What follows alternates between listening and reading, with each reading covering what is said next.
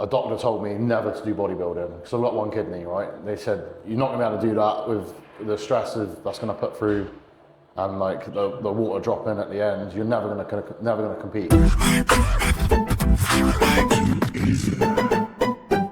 Let's go. We're live. Been right. How's it going? Good. How's life been lately? Busy with the gym and meaning the actual gym. Yeah. Training's starting to pick back up again now, which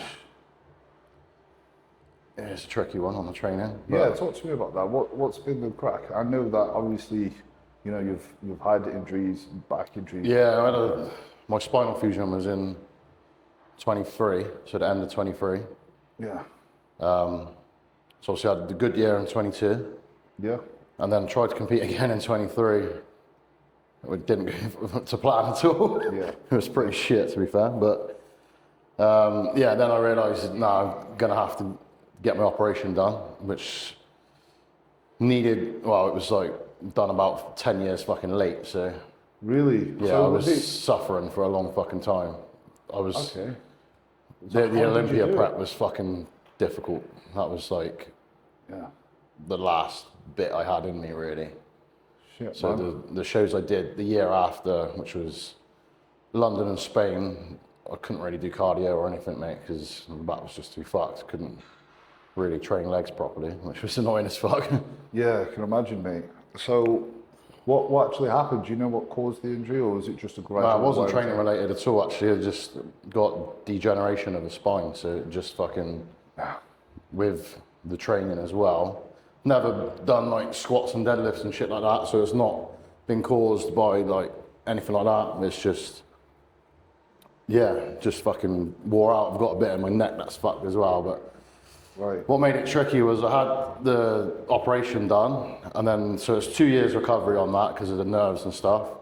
And then last, so not the September that's just gone, the September before that, so it's been over a year now, someone fucking hit me head on in the car, and it fucked the disc below and above my fusion. So it's put me back to square one, which is annoying. So was this post-operation? Yeah, I was like a year and a half into recovery, nearly finished recovery. Wow. Because obviously the disc that I had fused, that was sending sciatic pains down the left side. And then car accident, he hit me on this side, well, the front, so it fucked up this whole side. Yeah. So it's just shifted like that and fucking Fuck.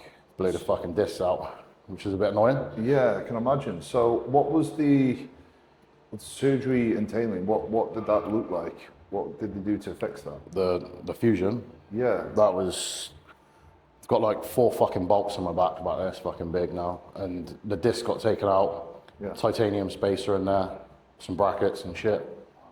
Oh shit. Yeah. So you're like the bionic man now. Yeah. It's cool, man. Yeah, I think I enjoyed Terminator too much as a child. Yeah. There you go. Young You adult. turned into it now. Yeah. Like you manifested that shit. Yeah, well, it's funny, so I've actually got a tattoo, a shit tattoo. The only tattoo I've got is like, you know when fucking Arnie's got his arm out in the film and he started fixing it, it's like that shit on my arm. That's pretty cool. That's pretty cool. I was 17. Yeah, see, I'm like so indecisive for a tattoo. Yeah. I can't make my mind. This is why I'm like, there's the bodybuilding aspect, and there's the one that's like, if I got one, I'm just going to be like, I want to change it.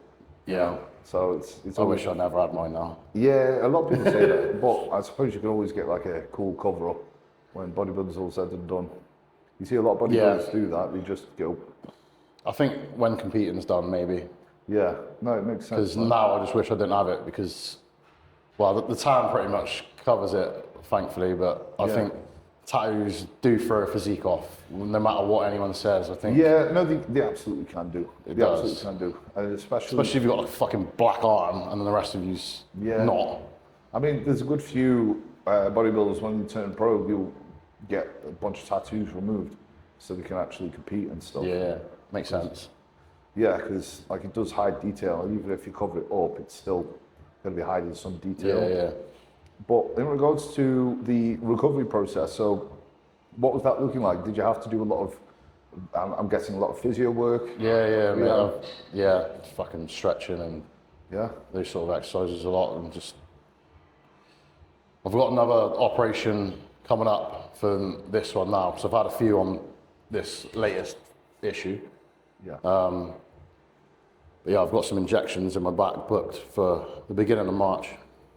No. If that works, then what they do is basically use some fucking radio frequency shit to kill the nerves, so then you shouldn't feel any pain there.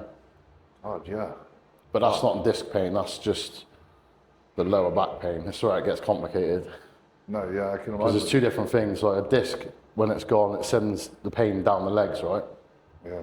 That's a different pain to like facet joint pain and shit like that. That's actually pain in your lower back. It's just, it gets proper fucking complicated, but No, I can we're trying to attack it from every angle. Yeah, yeah. And I can empathize with like wanting to, when you're in the mix of it, especially when you're doing so well.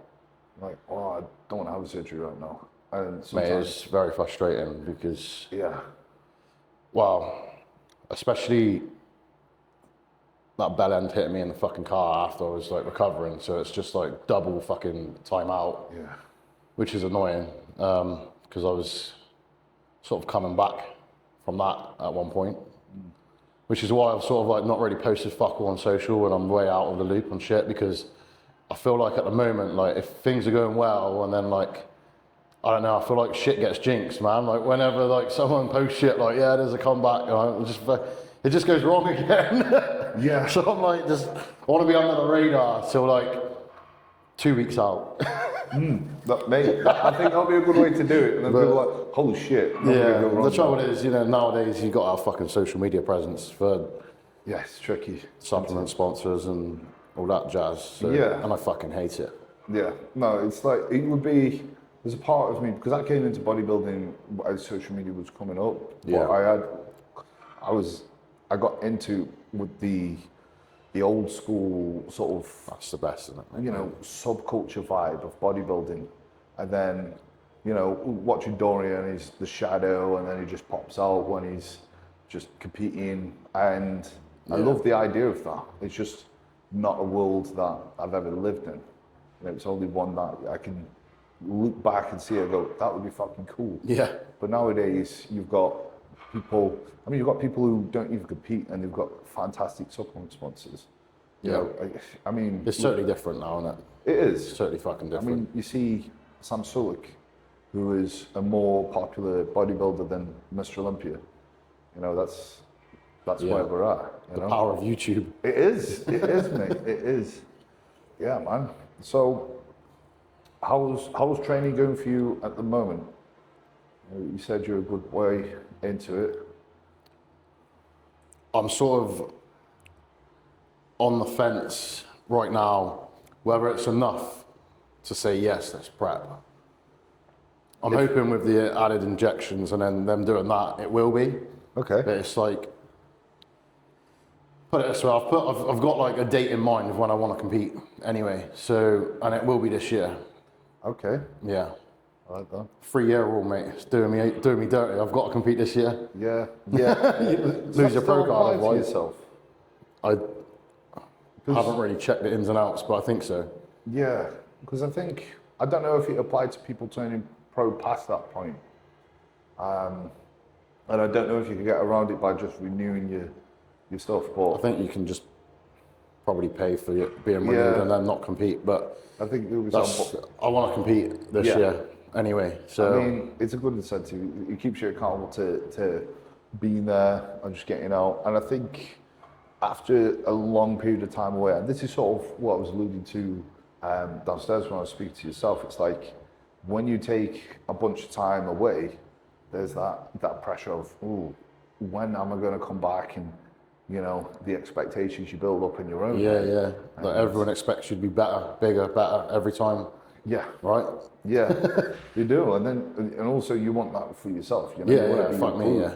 You want to spend time away from the stage, and it's like, if you keep going and you compete in quick succession, it's not as daunting to go back in there because it's also a completely different lifestyle prep is to say like an off season. You could be fat and happy and just chilling and perhaps like locked in.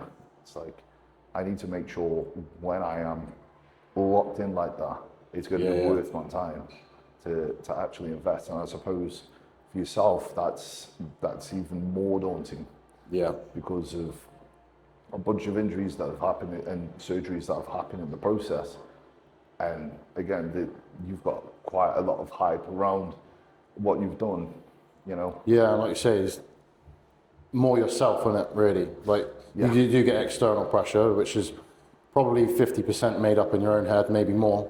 Do you know what I mean? Like, in reality, no one probably actually gives a fuck, but but it's that when, like, the year 23, so after the Olympia year, I looked fucking shit. It just didn't go well, and that's like more of a knock than. So I mean, if I come back to it and I've still gone backwards, then you got to face the reality of, do I need to fucking stop now?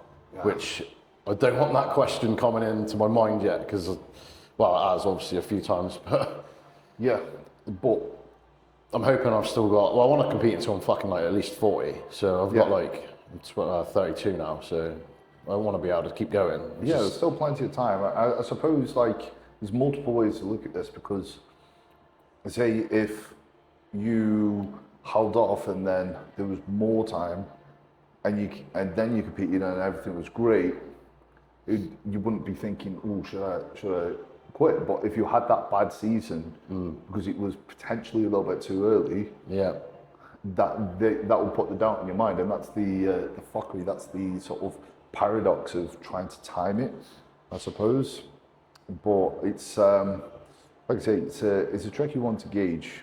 But I think, I mean, as we spoke about, it's the ones where you don't have any pressure. You seem to enjoy yourself, and you just Like I was saying, being at Olympia, I was just like, it was almost funny to me because I was just like, this is fucking jokes. What the fuck am I doing here? I experienced that to a small degree with my first pro show, and obviously your year was crazy. It was crazy because you did PCA, smashed that. I actually saw you at the Two Bros Regional. I remember seeing you, and I was like, I was competing that year, and I was like, holy shit, cool. Because I was thinking in my head, I'm gonna go and try for my pro card, and I saw you. I was like,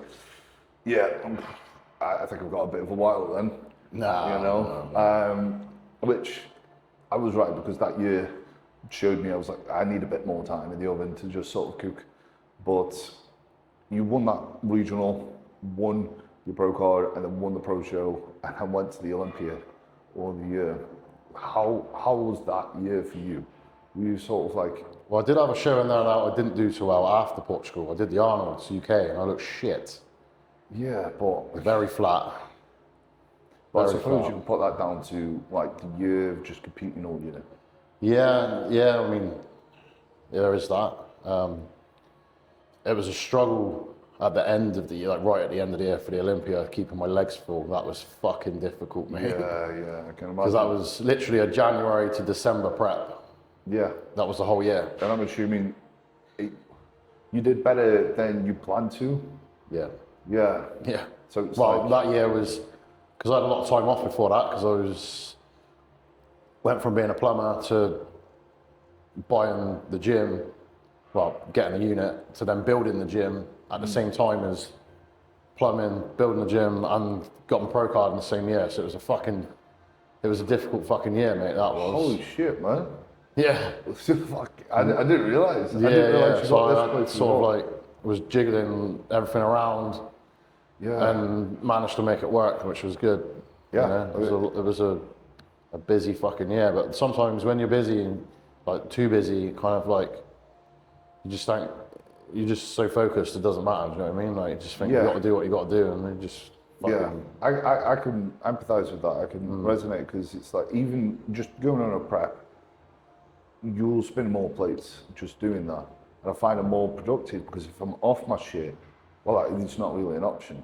So you had I sort of try to do this in life anyway. It's just add that bit of urgency where it keeps me accountable to be productive. It's like, cool, I want to move house. I'll just end my tenancy right now, and then I'm homeless in a month if I don't find a place to live. You know, it's like, cool, I'm gonna move.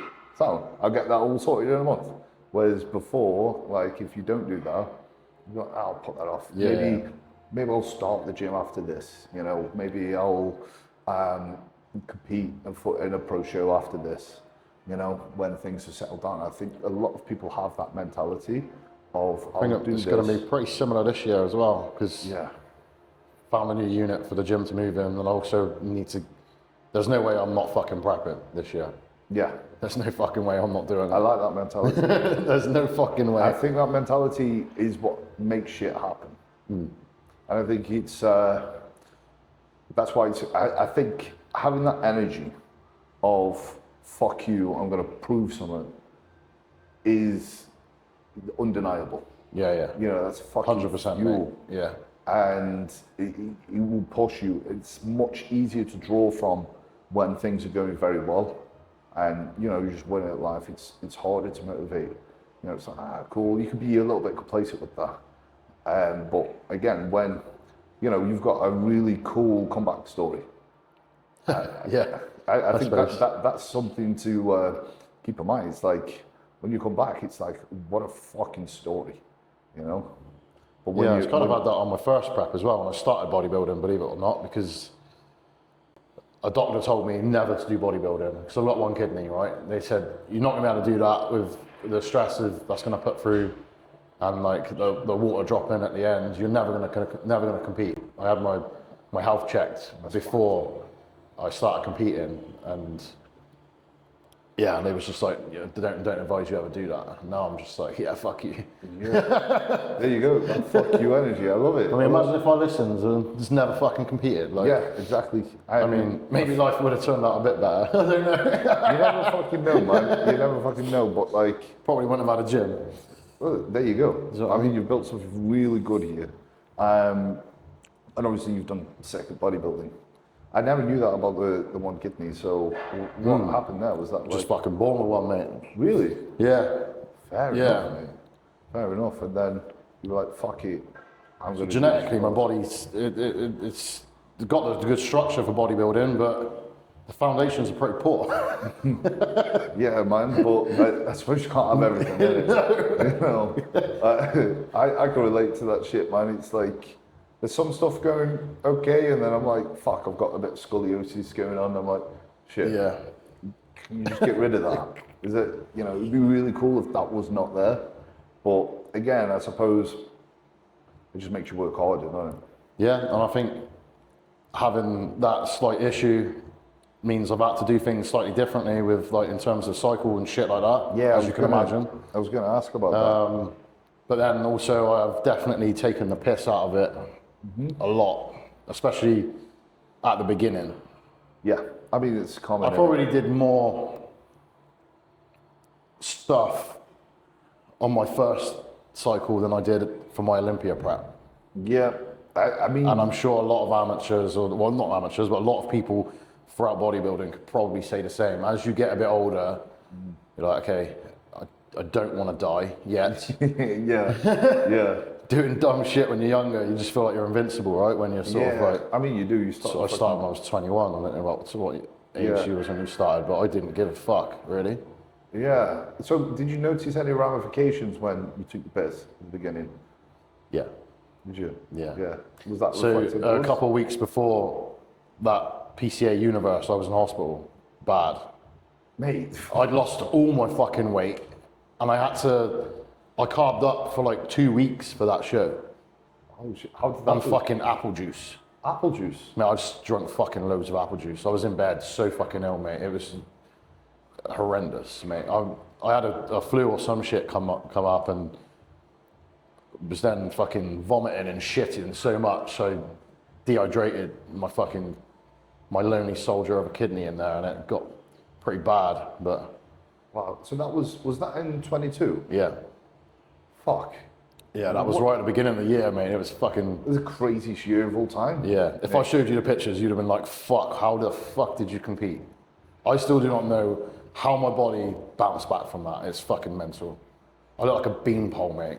Literally, like, it was unreal. Mate, that's the craziest fucking year. Like, the more, I didn't know a lot of the stuff, you know, to that extent, obviously. But Yeah, I suppose it's, again, a testament to your mindset, mate, because there wasn't a point where you're like, right, I'm done. You know, it's like, I'll fucking do it regardless. You know, one kidney, do it regardless, right? Injuries, fuck it, find a way.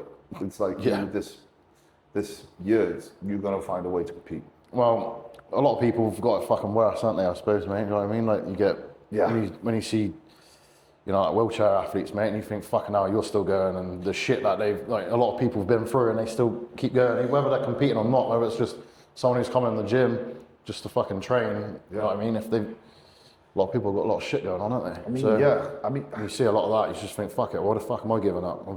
Yeah, I mean, no choice. You are right, because I speak to a lot of people and they will say, such and such excuse, I can't because of this. It's like, sometimes I'll listen to it and I'm like... It's like what you were saying earlier, though, isn't it? Like, you just don't get shit done like that, do you? If you're just going to come up with excuses and that, and nothing's going to get done, is it? No. But if you really want it, you will find a way to get the thing. Yeah. And that's full stop. You simply do not want it enough. And that's, you know, some people will not get that when I say that. They think I'm being unreasonable or unempathetic. But again, speak to people like yourself. A lot of it's mindset, innit? Once you can... There is, because manage that, because you can also put yourself in some fucking shit places, right? I'm sure a lot of people, you know, a lot of us have been through dark places now, and if you can, you know, pull that with just your mind power, then fucking get through anything, you know what I mean? Yeah. And I think a lot of people who are making these excuses will look at someone like yourself and go, great genetics. Or it's just blasted shit tons and mix it with great genetics and it's been a smooth thing for yourself to make it. But no. And that is behind a lot of success stories. You know, when you do well at something, it's a lot of the time there is a shit ton of adversity. A lot of the time there is this sort of crossroads where you're like, fuck, I don't know how to get across this. Yeah. You know, my back is up against the wall and I'm unsure of if I'm able to do it, but we're gonna fucking find out. We're gonna find a way. We're gonna try some shit. And I think it's the fear of trying and failing. Yeah. But a lot of the time, if you really want it and you're stubborn enough, you actually find the way. You know? It might not happen the first time, might not happen the second time, but it will eventually happen. You know, you throw enough shit, it sticks at some point. Right? It does, mate. Yeah. Exactly. Hey guys, I want to tell you about the brand new Progressive State community group on School. This is a one-stop shop to give you all the ammunition to be an excellent bodybuilder. You'll find a community with like-minded individuals, live Q&As, ever-growing education for the beginner all the way to the advanced, and much more. To check it out, click the link below, or you can type in school.com/progressive-state-5229. So I really like that mentality because you are right. People do always, there is someone who always has it worse. And I think that is a good way of looking at things because I find bodybuilding nowadays is quite complacent. People will come to me and say, I want to be a pro. I'm sure you've had this, right? Where people will go, yeah, I want to be a pro, whatever. And they can't do a leg day. Yeah. Like, bro, that's all motivate themselves to go to the fucking gym. Well, they can't string a whole fucking week of consistency together, and you're like, fuck me. You're like, bro, if you're... I've had people sign up to coaching and they're like, I want to be a pro. I'm like, okay. In my head, I'm hearing they want to be a professional athlete. Cool. And they struggle to stick to a diet on maintenance. I'm like, bro, you'll be force feeding, starving yourself for a living. And that's the profession you're saying you're wanting to do. So if you're like a little bit hungry, never mind. It's just a status for a lot of people, isn't it? You know what I mean? It is. It is. It's something to put on their Instagram fucking panel, and that's it. Just I mean, a lot of people, they will retire after becoming a pro, which is crazy. I mean, you know, to get to that point, hats off. Obviously, you would have had to have had that passion long enough to be able to get good enough to get a pro card. There are a lot of people who will just look at it and go, I want to be a pro, and have not even been to a fucking shit. Yeah, that is mental. And it happens too often. You hear it too often, right? Yeah. All the fucking time now. You get like, someone's done 1 or 2 fucking shows and they're like, yeah, going off season now because I'm going to be pro next year. And you're just like, fuck. Good Well, luck. you tell me how the fuck you're doing that, because Yeah. you must know a lot more than every other guy. Yeah, like 18 years old, it's like, I want to be pro by 20. I'm like, fuck me. I'm hearing this when I'm like, not even pro yet. I'm like, God, you must have the best genetics of all time. You know, it's to be able to do that shit. It's like, how long did it take you to become pro? Well, I started in 2015, I was 21, and then in 2022, I got the pro card. Yeah. I mean, I did have a bit of time off in between 2018 and 22. I had a gap there, 4-year gap. Yeah. But Not intentionally. There was COVID and shit in between there. And I missed that COVID year because when I seen they were popping tents up and shit in competing, I was like, nah, I'm good. I'll miss that. You know? Did you compete that year? No. I've always had long breaks in between. Yeah. Because I've always had the mindset of, if I compete, it's to achieve something. I don't want to just come and make up the numbers. Like, when I was natural, I wanted to go on stage for the first time or whatever. Then I started gear and I was like, okay, I want to be a pro. So if I compete, it's to see where I'm at. Yeah. Okay, cool, I'm not quite there. Let's take another couple of years till I'm there. And this is where I'm sort of at now. It's like, my next goal is to win a pro show. I'm not arrogant enough to think that just comes like that. So I'm just... No, but you know what it entails. Like, it's like, okay, I need to give them a good amount of time for this, so it's going to have to be a good break, you know? And again, I'm more than willing to have a go, not get it, and keep going until I do. You know, it's just about failing until you succeed, right?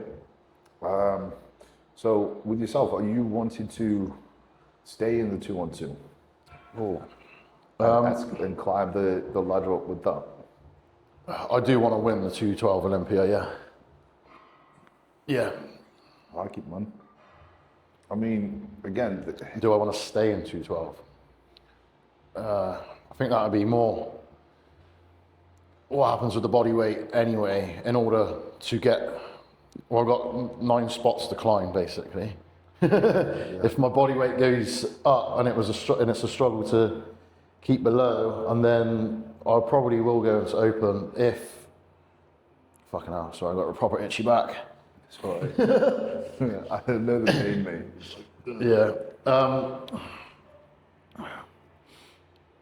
If my physique looks better from not holding back on the weight, and then obviously I'll go into open. But trouble is, with my height and my structure, I don't think I'd do any damage in the open, regardless to whatever my fucking weight would be. I don't know, man. I mean, Ben disagrees with me there. He thinks that, you know, it would be a good look. I'm sure it would be a good look, but I don't think I'll be big enough to... I don't have the structure to compete with you, for example. I wouldn't... Do you know what I mean? I don't have that fucking... It's like... You'd make me look tiny. Bro, to be honest, mate, your structure is crazy, and I think...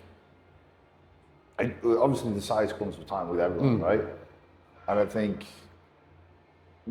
When you look at the examples of the people crossing over the 212 to the Olympia, obviously they do very, very well. In fact, they're dominating right now. What's your height? 5'6". 5'6". I mean, that's like Derek. I mean, Nick Walker's like 5'7", and his structure is terrible. Obviously, he's got a lot of mass. Yeah, what I mean is like your fucking clavicle width and shit like that. Like, you've got... Don't get me wrong, but there are some 212 guys that do pretty well in open, like Sean, for instance.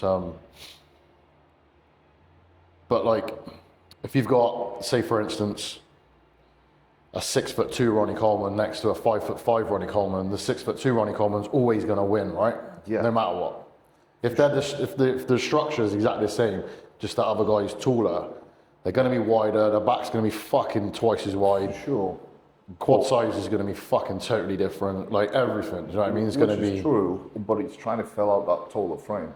Yeah, that takes a lot more fucking time to get to that point. For sure. But when you're at that point, what I'm saying is... They're dominating. Yeah. You know what I mean? Absolutely. And you're seeing that with Samson. Yeah. You're seeing that with Andrew, for sure. But here's a factor that might give you quite some optimism about the Open. Not that I'm trying to push you into the Open. I just like to see fucking people as big as possible, to be honest. The last Mr. Olympia that was over 6'4" was Arnold. That's true, yeah. Yeah. So you got to think about... Most of them are 5'10", aren't they? 5'10", 5'11", 8-ish, obviously. Yeah. You know, Harry and Derek, they're like 5'6". Yeah. You know, so there's that argument of taller, obviously they're going to be dominating when they fill out, but it's being able to fill that out. If we take an extreme of someone like Josh Maley, you know, I remember speaking to him. He's a fucking beast. Yeah, and even Jamie Johal, right? Yeah. They're extremely tall. They are. Like, they are the fucking giants, bro. They're the absolute You know what I extreme. mean? Like, but they physically could not get big enough. And some people, you know. Yeah, that is a fucking health risk. Yeah. When you're that tall and you got that much, that's fucking... Yeah. Hats off to both of them for achieving what they've both achieved. 100%. It's fucking mad, bro. 100%. And I think it's the way I see bodybuilding, and this is because I can also, I can sit and think myself out of like my potential, if that makes sense. And the way I see it is there's so many, because a lot of people think it's just one thing, it's size, right? There's so many building blocks to it to actually contribute to an excellent bodybuilder. You know, you've got the structure, you've got the muscle belly, you've got the balance, you've got the conditioning, and you've got like just how the muscle looks on the person as well. It's for me, it's like just whack it on the best that you can, see where you're at, see where you come, you know, because you never know. Because I remember initially for myself, looking at myself, I'm like, I have no shape. I've never been told this. I'm like, people will tell me, like, you're like a fridge, you've got no shape. I'm like, okay, well, I'll just give it a go anyway. Now you're a fucking pro. So yeah, and it's like fucking around and finding out. That's my mindset. That's, again, how I stop myself from overthinking it. It's like, fuck around and find out. It's much like, obviously, when you're lying in a hospital, it's like, don't know how I'm going to do this. I'm just drinking apple juice. Fuck around and find out with the universe, this, that, the other, like shit. But if future Dean was to tell you that, it's like, this is how your year's gonna pan out, you'd probably be like, nah. Yeah. You're probably like, holy shit, I can't believe that, right? But obviously, you know, the Open is a question for later down the line. Yeah, and it goes back to having an organ missing, whether I can push my weight to a degree where it will be competitive. You know what I mean? It's a tricky one, but because I don't want to fucking end up on dialysis or anything like that. Do you know what I mean? No, that would be shit. That would be, mate. Or a fucking heart attack or something like. I think it's a worry. You know what I mean? You see a lot of people passing away, unfortunately, and you do, and I mean that's. I suppose that's a good point to raise, because I look at that, and I've been asked how I feel about that as someone who competes, as a pro who's wanting to obviously build size. It's, you look at it, you're like, fuck. How does it make you feel when you see things like that coming out, and you see, like, again, someone else? It's fucking scary, isn't it? It is. It is. Part of me is like, okay, it makes you check yourself, doesn't it? You go, fuck, what am I doing? Am I doing it well? Yeah. And it puts away that dickhead thought that's like, put a bit more in. Can I do this for another 10 years, or is it going to fucking get me before then? Yeah. But I also believe that a lot of people, you know, much like you said at the beginning of your journey, you know, you're taking the piss. I feel like some people just don't stop taking the piss. Oh yeah, 100%. There'll be a lot of people that, I mean, there's people that don't even compete, that are like yeah, man, I'm doing like a fucking gram a tren. And you're just like, well, you're a bell end. Don't even compete. You look like shit. Yeah. And that's Don't even look like you're on gear, let alone tren. And bashing loads of tren, and then go out on a weekend, do loads of fucking sniff and drink, and wonder why. I think that's also another one as well. It's like people just do fucking party drugs. Yeah. Whilst they're doing that shit. That's not a... No. For me, I'm like... That's asking for it. It is. That's fucking asking for it. It is. For me, I look at the vices and I'm like, okay, if I'm going to do this in the open, Yeah. that's a big vice. That means there's no room for any other vices, you know?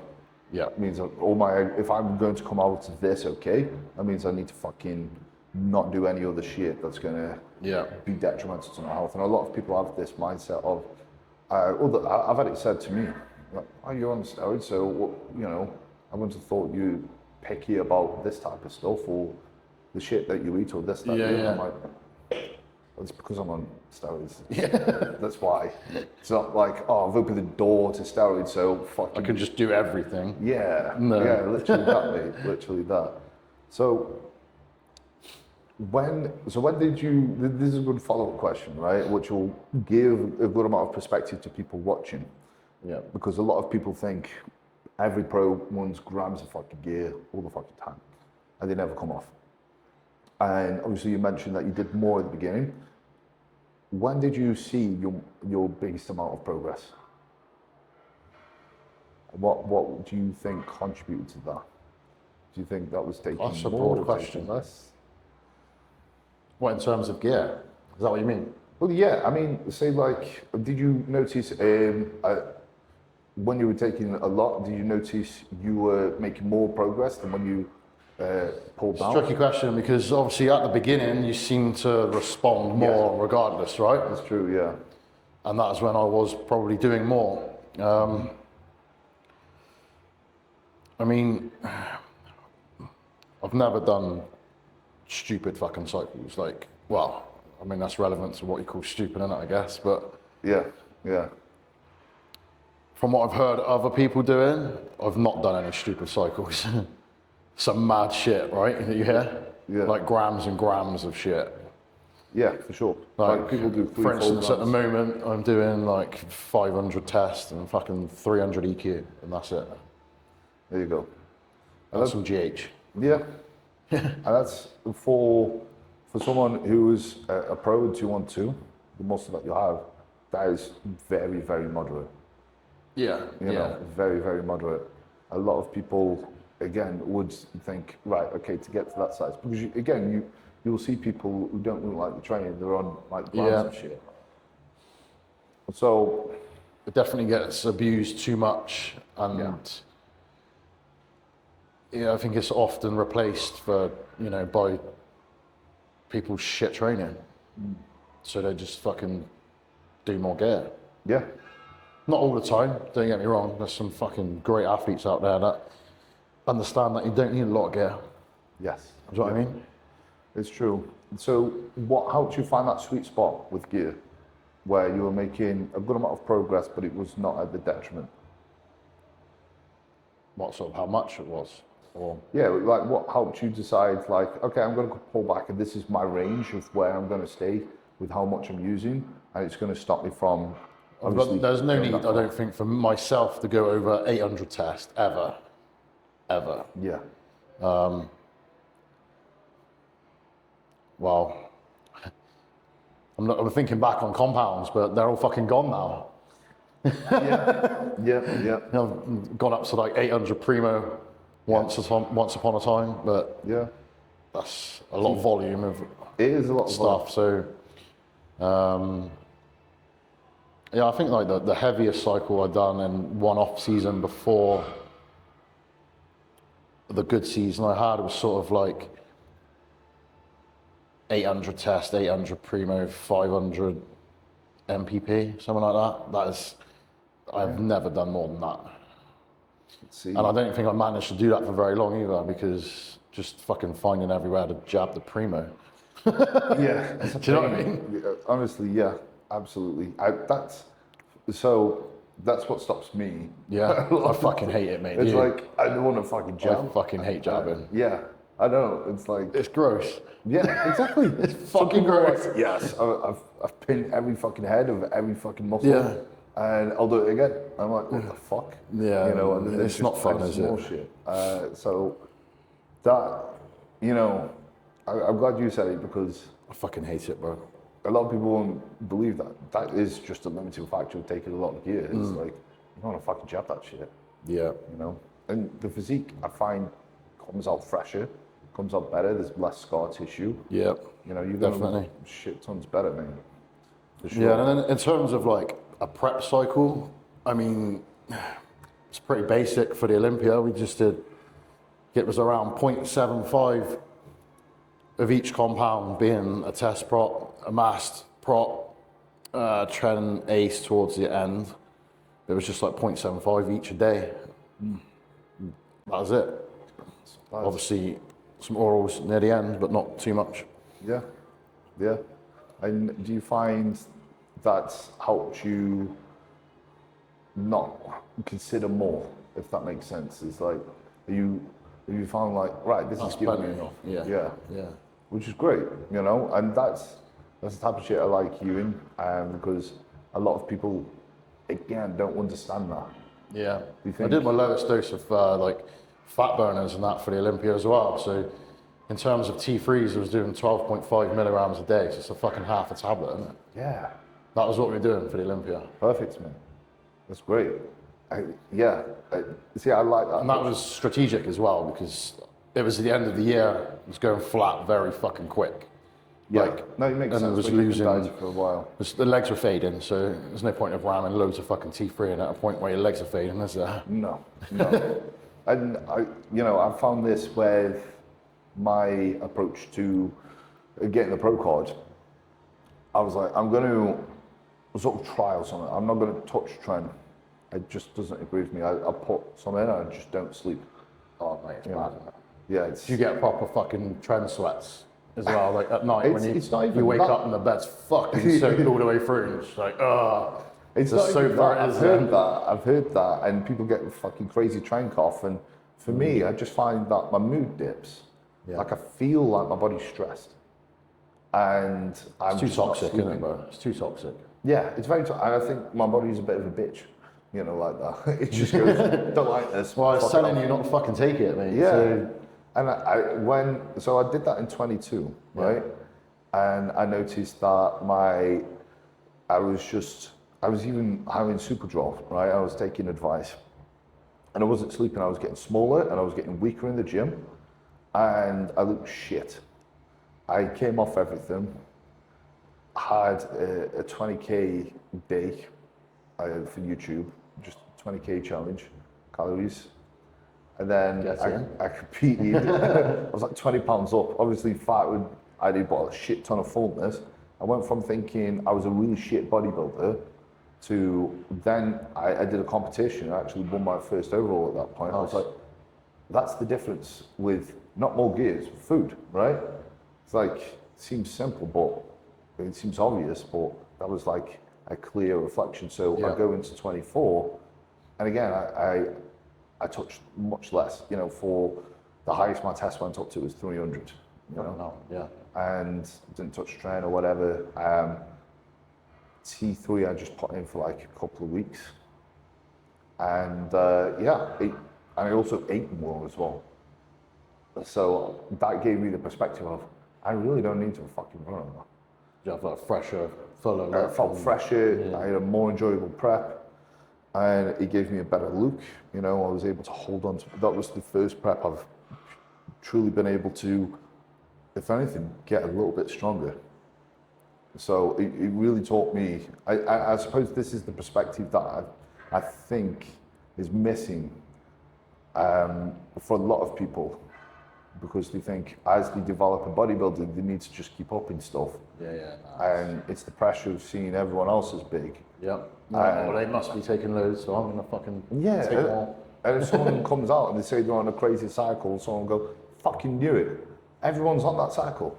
Everyone's running 100 IU of growth, you know? Fucking, did you see that guy? There's a guy that's come out and saying he ran 100 IU of growth. What day? Yeah. Well, whatever he's doing for work, mate, I want to know. You know what I mean? I know, mate. I know. And that was my first thought. And I was like, again, how the fuck are you jabbing that? But also, it's like people hear this and go, that's it. You know? So I think. Well, hopefully not too many people think that, right? No. No, probably not to that extent. I mean, a lot of people walk around with some big fucking hands. Yeah. He did have big hands, to be fair. But it's just, I think a lot of people miss that. Less is more. It's used a lot, but it's not just a cliche saying.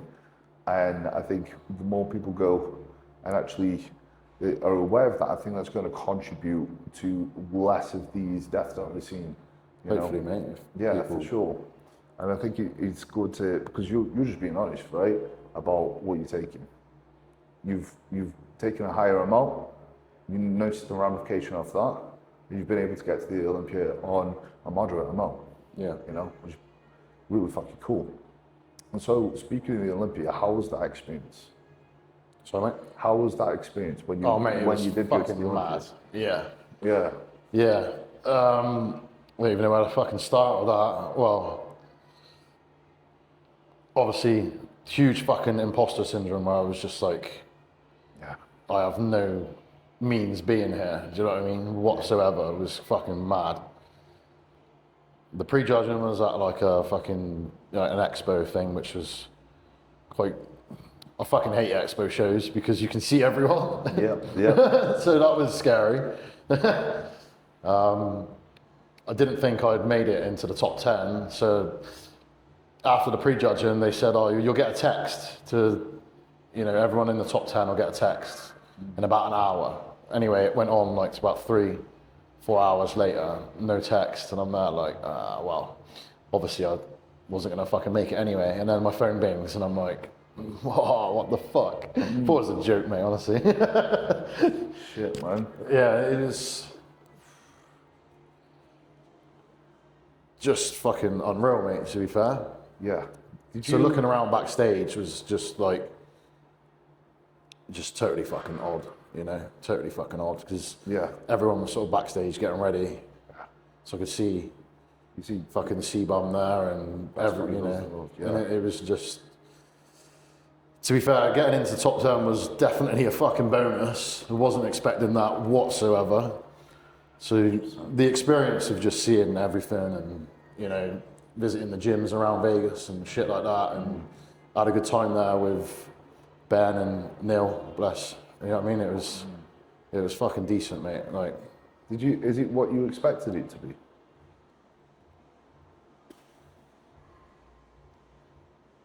don't know. Yeah. No one's asked me that ever. Is it what I expected it to be? The evening show was pretty fucking large. Do you know what I mean? That's a big venue, innit? That was doing like your individual, mate. I was shitting my pants.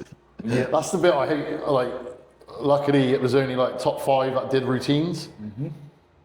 But I did have a routine already. So Lila Brada did my routine with me, which was fucking cool.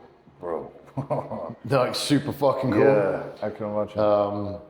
And yeah, we sort of like edited some fucking cool Star Wars fucking soundtrack I was going to do it to. And did you ever do that routine? no. So is that like in the bank? It is in the bank. So you're going to bring I that would definitely have to retouch on it. It's been a while, but yeah, I've not really been doing much posing at the moment, but yeah, that one's in the bank, mate. That'll come out at another Olympia for sure. That's really cool. But the total experience with what made it for me was, because I was in America for 8 weeks for that. I went over to see Ben and stayed at Ben's in Texas.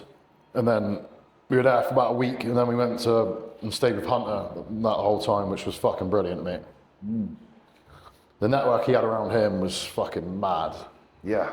Do you know what I mean? Like, do you notice there's... his whole family is just like locked in bodybuilders. Oh yeah. It's fucking brilliant, mate. I mean, when Lila Broad is like the dad, it's like, shit, cannot miss. Like, that's Lila Broad. Yeah. Right? But that was good, because we'd meet up in the mornings, we'd do our cardio, our posing, have our first meal, and then more cardio, well, after training. So we then train posing, cardio, and then in the evenings, we do some more posing in his garage. Most evenings, Rhea joined us with that, which was fucking brilliant. She was phenomenal then. So, like, I can't remember where she placed at the Olympia that year, but she did fucking brilliantly. And now she's Miss Olympia. Which is crazy. I knew that was coming though. After seeing her then, I was like, there's no way you're not going to fucking win this. Absolutely phenomenal physique, mate. Yeah. Madness. Yeah, mate. So impressive. And she was out posing me and Hunter every fucking day, mate. You know what I mean? It's just like a statue, just like, what a vibe. fuck. See, what a vibe. I bet that was surreal. Like, I bet, obviously the year, as we said, was big. A lot has happened that year. We had like Logan was in the gym training at Hunter's as well. Easy, man. The fucking, pretty sure it was the day before the Olympia in the Airbnb. I come down for breakfast and fucking Branch Warren just sat there. I'm like, yeah, what's up? Fuck. So, I guess this is happening. You know what I mean? Was that like, obviously because it was such a quick trajectory, was that quite surreal for you to just be like, I've gone just from... didn't feel like it was actually happening. Do you know what I mean? Like I fucking hit my head and was having a dream or something. Do you know what I mean? Yeah, I can imagine, man. I can imagine. Obviously, because you're looking at these people. You've only known them to exist online. It's fucking crazy. The screen, and you're actually there with them in action. Did that give you I mean, I suppose that could do one or two things. That could give you a sense of self-belief, because reality is like backing you. It's like, wow, I'm here. Or it can give an element of imposter syndrome. Yeah, I think it was like both. Yeah. You'd get moments of feeling both. Do you know what I mean? Yeah. Throughout the day, obviously when you're fucking feeling tired or like pumped up training, you're like, yeah, I fucking got this. And then in the evenings, when you're doing that last stint of cardio, you're like, fuck, Yes. what the fuck am I doing this for? I'm about to get smoked. Yeah, man. I suppose that. But nah, like I say, man, you can't have that mindset. It's just, it was training to win it, although knowing for 100% fact you're not going to win it is a tricky one when you're, because you know, I knew I wasn't going to fucking win it, 100% fact, but training had never been fucking harder. Do you know what I mean? Like, it's not going in to win it, it's going in to see how big of a fucking dent you can make, right? That's it. So, does that make it easier for you, or then as opposed to going in to win? Yeah. Yeah. Well, it's more like, yeah. Although I've never gone into a single show and thought I'm going to win this. Not a single fucking one.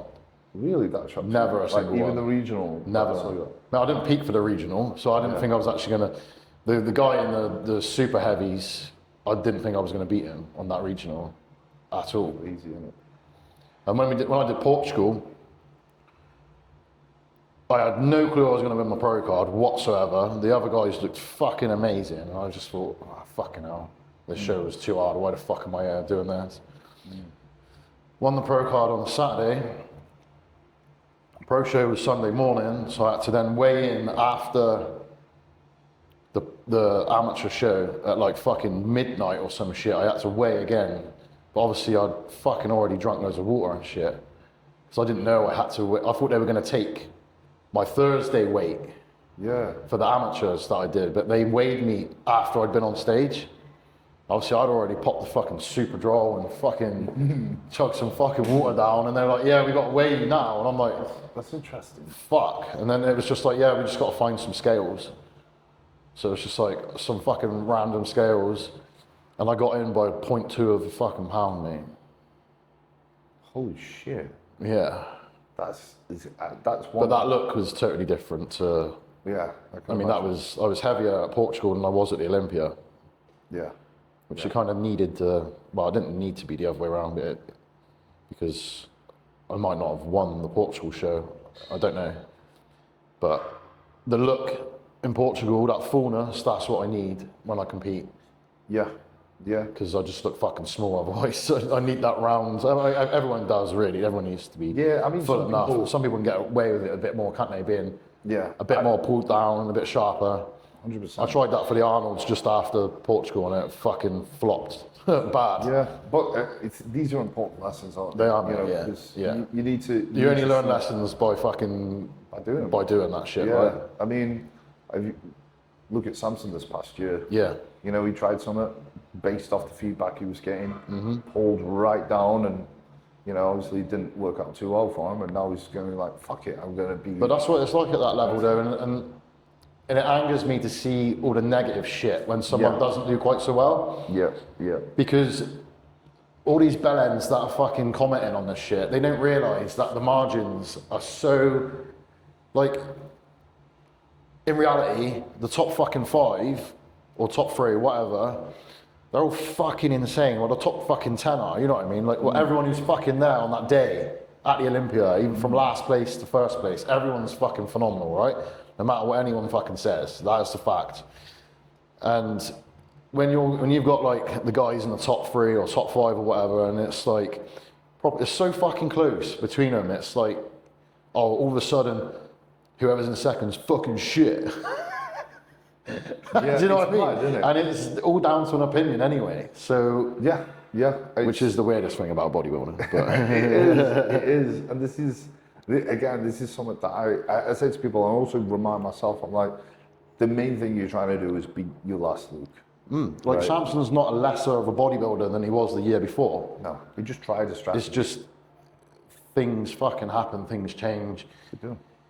Sometimes, and like, he's not fucking giving up. He's just getting bigger. That's he's a fucking beast. You know what I mean? His mindset is of a fucking champion. So yeah, and if people go, oh, I should retire, or you should stop working with these misses or whatever, it's silly. Because I remember Ben actually saying this, it's like trying to catch lightning in a bottle when you're trying to peak for a show. And sometimes you can miss that margin because you've tried something. Maybe you've gone for the flatter, drier look, or maybe you've gone for the fuller but not so short look, and it throws you off. Right? But you don't know how that's going to translate on stage. And sometimes your body just doesn't respond because it's an educated guess when you're doing it, because every prep is different, every peak is different. You have a thought in mind, and that educated guess sometimes doesn't pan out. And the margins are so small at that level. Like with the regional, you can afford to be off and do well. You know, when you're qualifying, the margin's a little bit less. Exactly. When you're at a pro show, it's even less. Yeah, those margins can put you from 1st to fucking 5th or 6th. It's literally 100%, like that. 100%. And that goes to show, from Portugal to fucking the Arnolds, that was like, I think it was like 4 weeks apart or 6 weeks, I can't remember what it was exactly, but I looked totally fucking different. Do you know what I mean? And I've gone from winning a pro show, qualifying to the Olympia, to then looking what I thought pretty shit. But and like I say, that is, it could have been gear, I doubt it. It's, like I say, it's fucking food. Yeah, a lot of the time.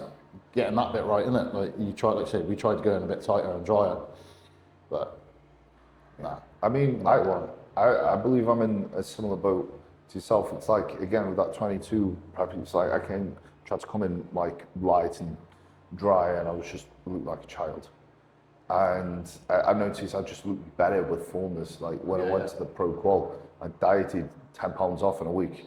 Looked at myself going, oh shit, that's too much. You can't. That's it, because when you've got this fucking mindset and you're like, okay, I can fucking get 10 pounds off, watch me. Yeah. And you fucking will. You know what I mean? Like, because if you think you're going to look better by doing that, you're going to fucking do it, right? There's no question about it. You're going to do it. And then 100%. You put yourself through that and you're like, oh fuck, I look worse. Bollocks. Yeah, I was eating pizzas that week. I was eating hobnobs and shit. I was like, get the fucking calories in. Yeah. And I was able to put that 10 pounds on and look better. But at that point, it was like very much a gamble that I was like, I just need fullness in my physique, and it paid off. And again, that could have been something that completely didn't pay off. Yeah. And it's, you only know by fucking trying it out. Yeah, I think although some categories obviously have a weight cap and all that shit, obviously 212, I think you gotta compete where you look your best and fuck the numbers. And then, like I say, if I have to go into open, I will, but I think this season I've got like enough, well, hopefully I'll scrape into 212 on the weight. Yeah. But like, yeah, like you don't have a weight cap, right? So fucking, I think like with yourself, after saying that, it's the fact of how do you look the best rather than, okay, last year I was this weight, I want to be this weight, I think weight is pretty fucking irrelevant, isn't it? Yeah, because you can look at that. So, funnily enough, the year I got my card, I was 220. I did 3 shows, it was 220 and all of them, different looks. On the day, 220? Yeah, nice. I was like, the regional 220, pulled down, and I was looked like a kid, then fell back up 220. And then I did the whole thing for Prague, where I came out of prep, and then I entered it again. 220.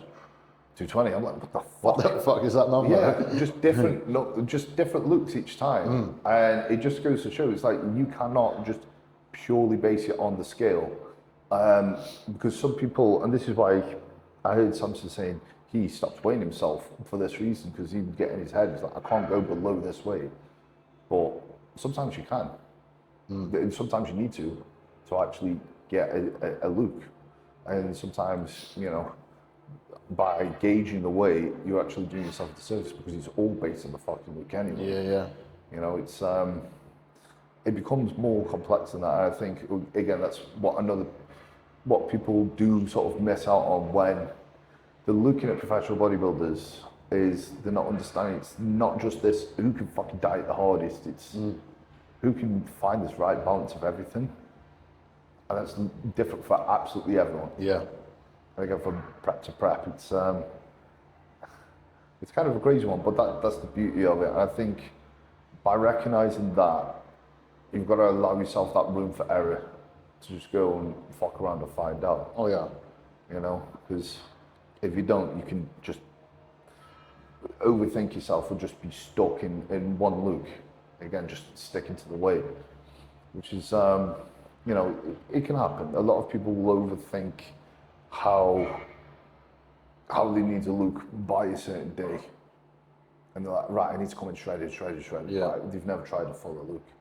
Like, maybe if you just stop dieting your bollocks off, you know, you would actually fucking look a lot bigger, you know. I find the next thing for me, it's like, I know I need to be fucking peeled, but I can't be so peeled again when I look small, because... Like I say, it's that balance, mate. That's the tricky bit. It is, man. Do you find that's different with the weight cap? Obviously, you know, as you said, the weight... Yeah, I think it's about to get tricky, you know? Yeah. I think it's about to get tricky. Do you think you would need to do some funky shit to make weight, or... Like, in terms of water dropping? Yeah, maybe. Don't really want to have to go down that road, you know? No. Yeah. For obvious reasons. That's going to be super risky. I definitely have pushed the boat out in terms of that in the past.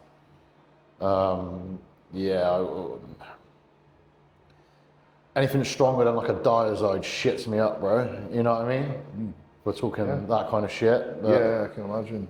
But then obviously that alone, this dosage depending on whether that's fucking dangerous or not. So that can be dangerous enough on its own, can't it? Yeah, I definitely know never to fight a rebounds with diuretics. In 2018, when I won my PCA Pro card at the British, I nailed the condition for that, and the peak was fucking brilliant. I then went on to do the Worlds 2 weeks after that, and I fucking binged after the show because I wasn't planning on doing it, and then decided after. But you know, when you fucking go in, like, after you'd have a lot of diuretics, and then your body just fucking swells. Yeah, man. So then I was like trying to fight the rebound with more diazide for that show. And then I did it again 4 weeks after that because I got invited to the NABA Pro universe and did that, and I looked fucking terrible. Yeah, man. Cramped up on stage at the Worlds so bad. Like, I hit a fucking side chest and like the whole half of my body just went fucking. It's the My worst. fucking abs, the fucking everything, mate. It was It's the so worst. bad. Luckily, I haven't dealt with severe. I've felt shit cramping. I'm like, God no, just don't flex your core. Yeah. It's fine. It's fine. It's better than fucking. But I don't. Yeah, I don't When you know. walk off stage when something's just starting to cramp as you're going off, and you're like there limping off stage, like fuck, that was close. Yeah, fucking made that. Like you shit. say, your calves, in it when you're in a fucking back shot, and you're just like boom. You're like, fuck, it's coming. It's coming. It's Walk it coming. off, walk it off. Yeah.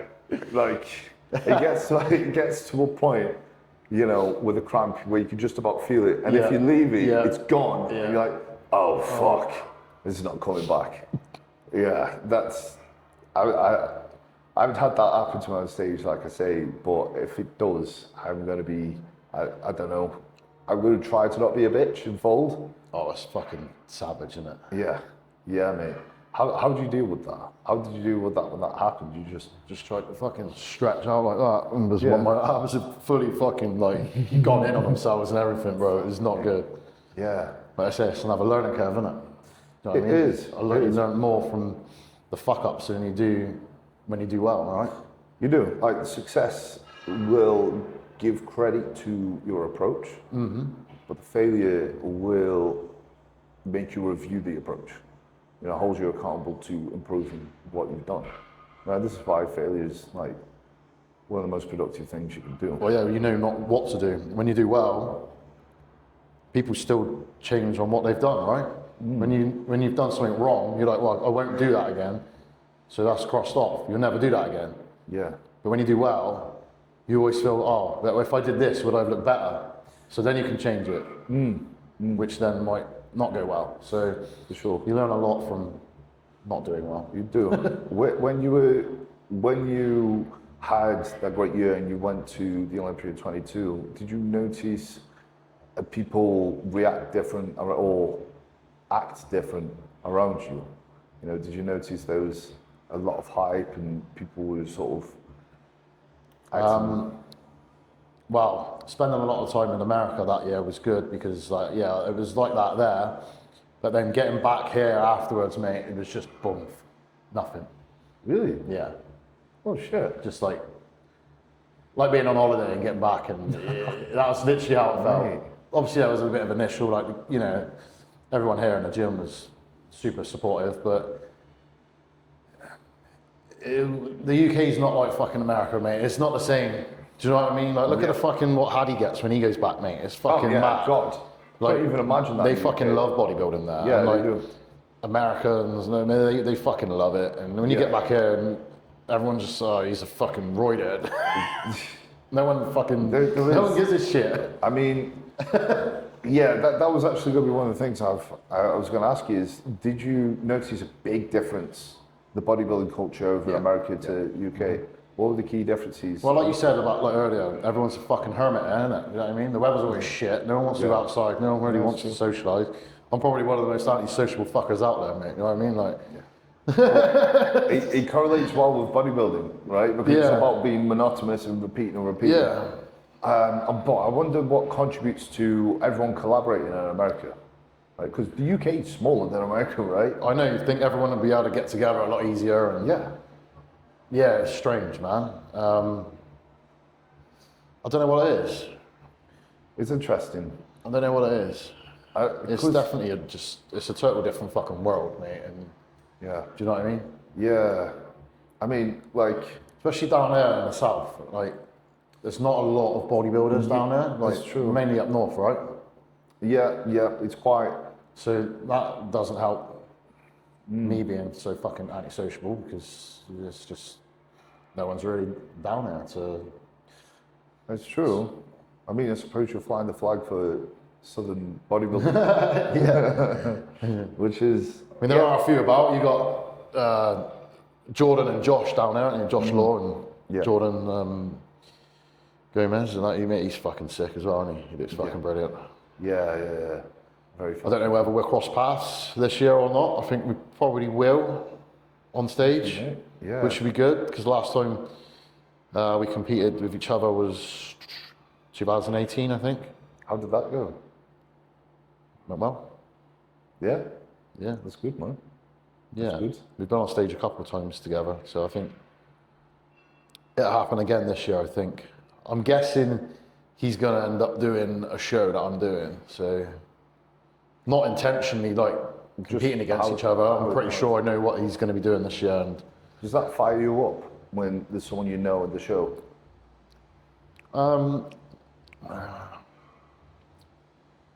in a way, I guess, like Yeah. no one wants to fucking lose anyway, do they? But No. like, I don't know. I get excited for it, mate. I like because like when you know someone, you're friendly with them. I like being on stage with Guy as well, Guy Harden, when we competed against each other. It was, don't feel like it's against each other. You kind of feel like you're with each other. Do you know what I mean?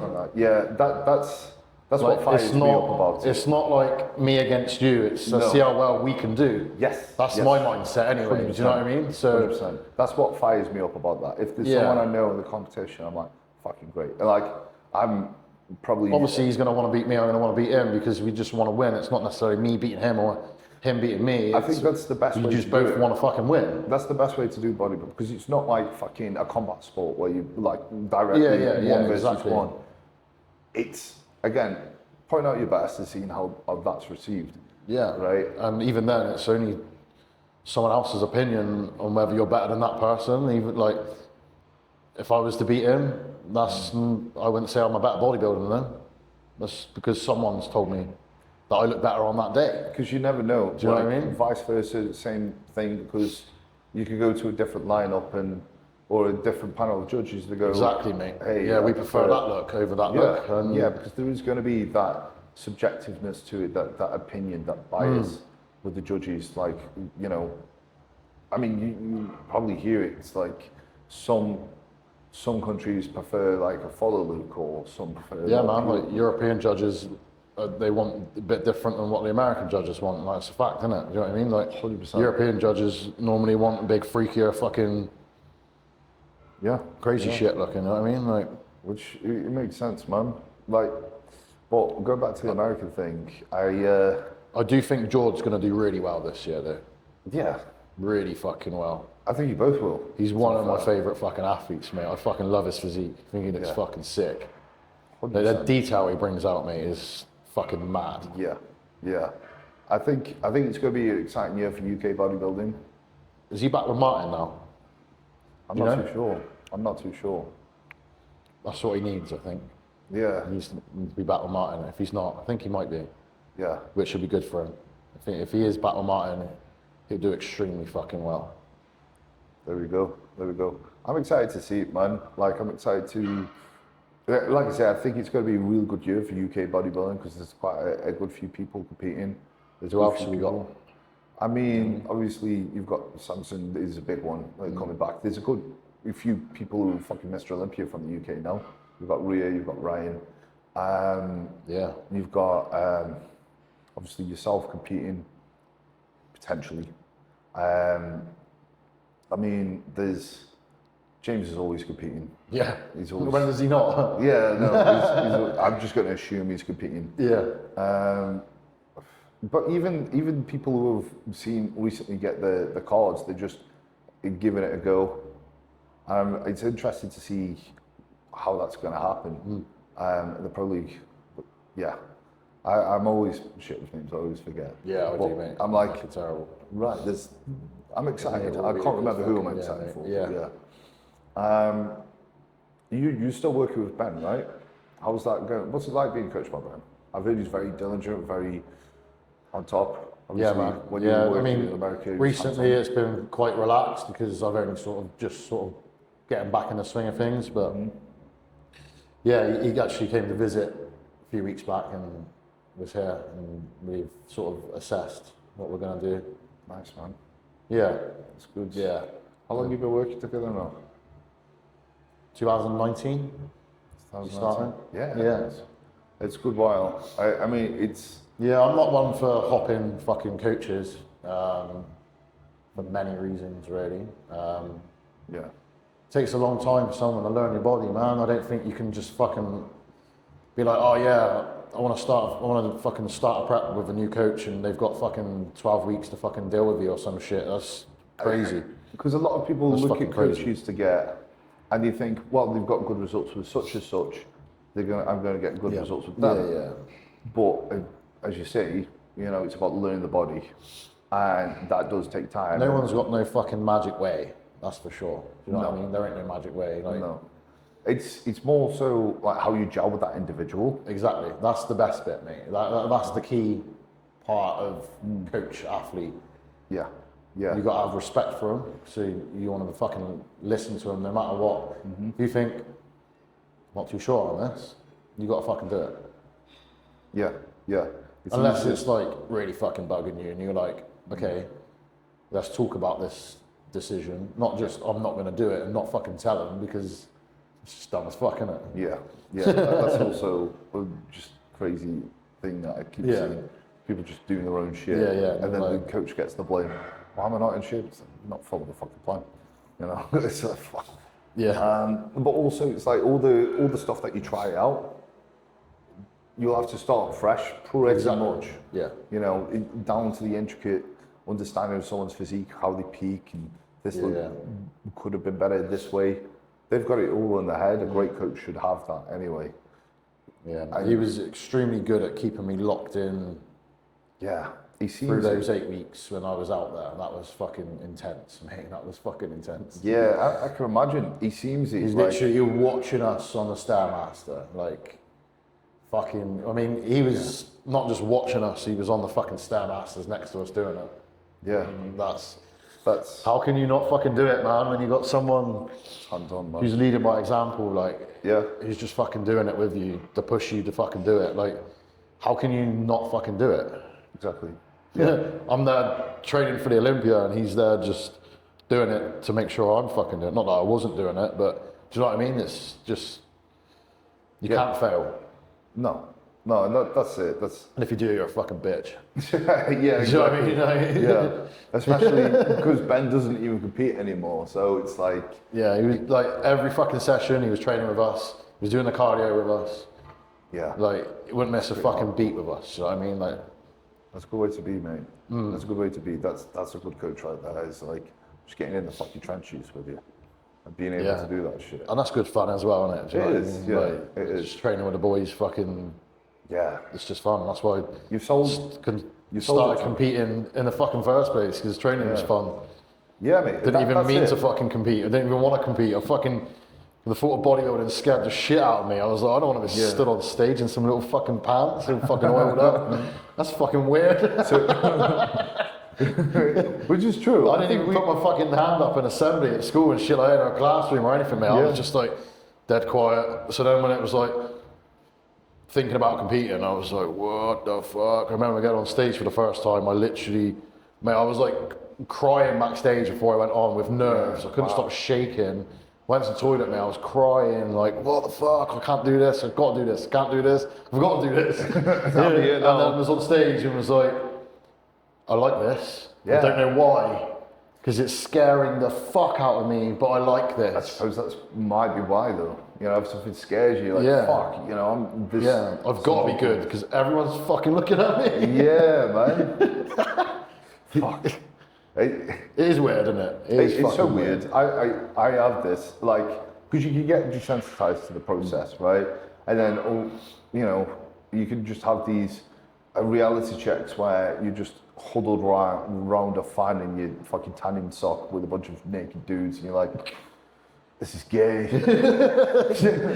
This is the gayest thing ever. I chose to do this. I could have been anything. Chose to do this right here. Like, yeah, the gayest.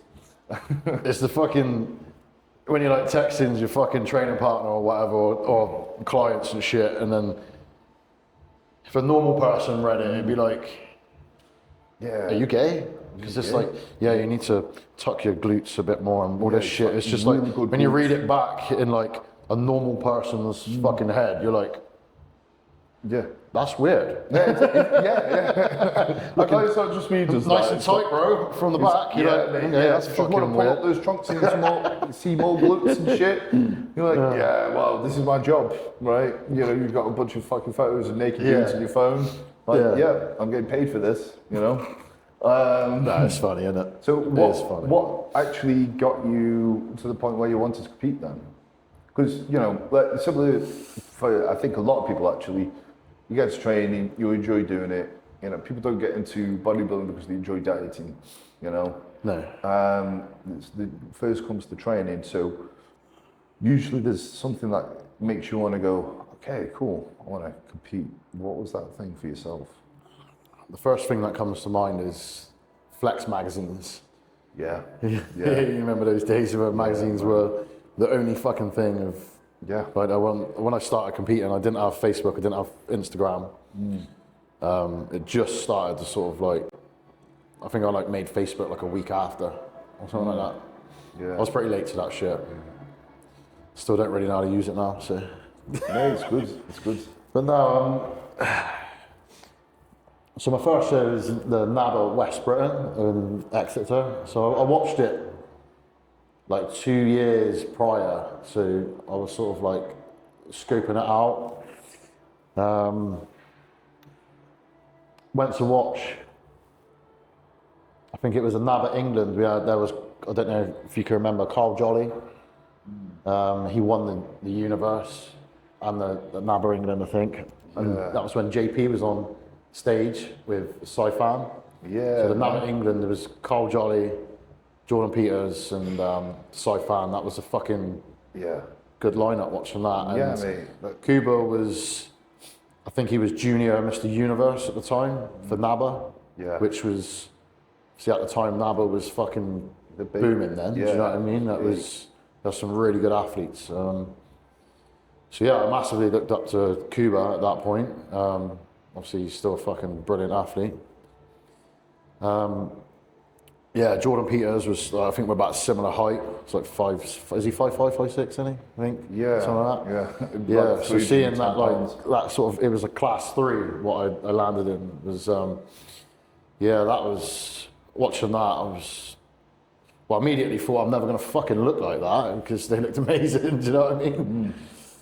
But that was my sort of, my goal after seeing that really. Yeah. Was, okay, I'll give the West Britain a pop and see what happens. And Yeah, mate. Because won the overall in the end of my first show, so that was good.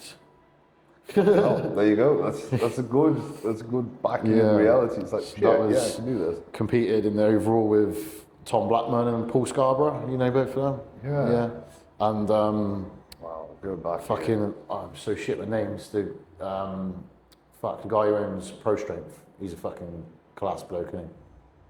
You know who owns Pro Strength Fitness in Swindon? Where Josh. I can't think. I might recognise him. Yeah. He trains with Josh Law a lot of the time. Okay, yeah. The owner of the gym, yeah, he was in the overall as well. So that was pretty cool. It was, Yeah. So it was just seeing people that, like, I suppose you can relate to, or just like, yeah, man. I like that physique. I'm doing some shit with my physique. Yeah, well, where I trained at the time there was a gym sort of 20 minutes from here in Radstock, Pure Fitness, which was owned by Dave Campbell and Anna, who she actually works for me now here. She's fucking lovely. He was a bodybuilder, so I was training over there at the time. He's an old school bodybuilder, like fucking hardcore fucking training, like savage shit.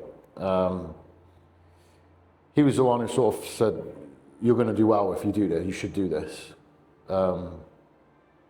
Yeah, so always owe him for that. You know what I mean? Like, don't see him much anymore, but yeah, but it was the fucking hardcore old school lot. I think that got me into the competing. I think that's one of the most authentic ways to get into bodybuilding. Yeah, I mean, that's a way to get in that lasts. where how training sort of was there was you get there and your phone went behind the desk. You know what I mean? Like, it wasn't filming your sets, and not often did I film sets in that gym. Now people are It's just usually there like, to work. what are you doing on your phone? Yeah. I'm just getting my camera ready. Yeah. Go off your food. It's crazy when you see people just scrolling. And Oh, mate, fucking hell, bro. How'd you be locked in? That bugs the shit out of me, especially owning a gym. Oh yeah, I can imagine. And you can see other people waiting for kit. It's annoying when you're waiting for kit, but when you can see other people waiting for kit, you're like, that's my members waiting for shit. Yeah. And because you're on your phone, you little cunt. Yeah, that's it. That's it. Fuck. Right, I'm gonna have to have a small break because I'm gonna pee myself. I'm with you on that one. I'm glad you said that. That's cool. That's great. Piss break complete. That's another thing I'm finding. It's like bodybuilding just requires you to piss all the time. You know? Yep. All the fucking time. Otherwise, you go for a piss, and if you haven't been pissing all the time, then you're like, fuck, I need to be pissing all the time. Exactly. My piss is now brown. To be fair, I'd had some fucking B vitamins before I come up, so my piss was fucking luminous. Shit, man. Have you ever tried methylene blue? Yeah, it goes blue, doesn't it? Yeah, It's fucking brilliant. Yeah, I'm doing 20 milligrams of that a day at the moment. How do you feel on that? I feel like I feel better, you know? Yeah. Yeah, there's loads of, well obviously peptides is becoming like a bigger thing now, and stuff like methylene blues kicked in, and it's like all types of crazy shit. Have you experimented with any of that stuff? Like What, any of these new peptides? Yeah, like, you know, the Moxie and... I haven't been on the prep yet with all this new shit being out, so...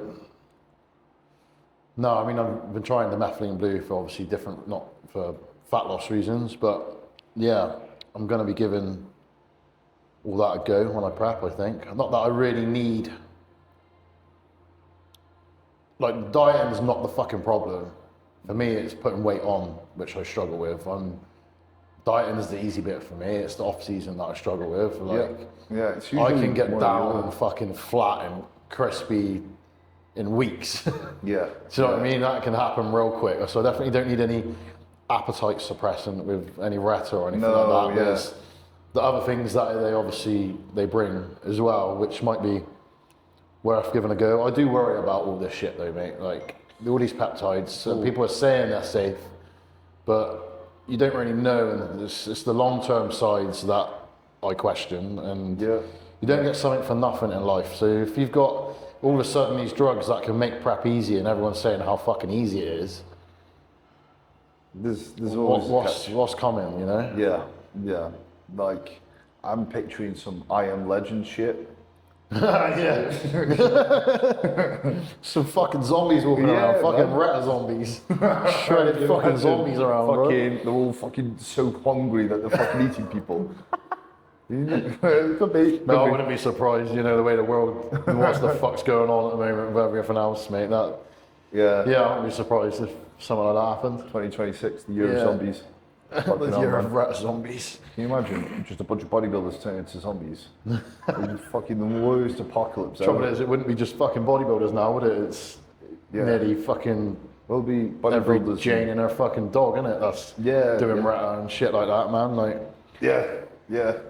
It'd be bodybuilders and fat people, you know, and the Retta and shit. It's just the heaviest fucking zombies ever, you know. Bodybuilders and fat people. Yeah, man.